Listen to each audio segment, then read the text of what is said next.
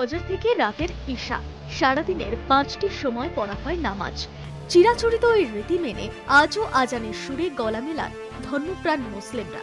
কিন্তু সম্প্রতি বোম্বে হাইকোর্ট জানায় যে প্রার্থনার ক্ষেত্রে লাউড স্পিকারের ব্যবহার আবশ্যিক ধর্মীয় আচারের মধ্যে পড়ে না।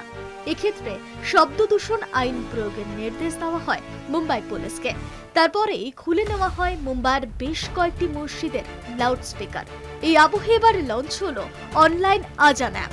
শুরুর ফজর থেকে শেষের ঈশা সারাদিনে 5 বার লাইভ আজান শোনা যাবে এই অ্যাপের মাধ্যমে। এতে আদালতের নির্দেশও বহাল থাকবে। একই সঙ্গে অনলাইন মাধ্যমে আজানের সুরও পৌঁছে যাবে ইসলাম ধর্মাবলম্বীদের কানে।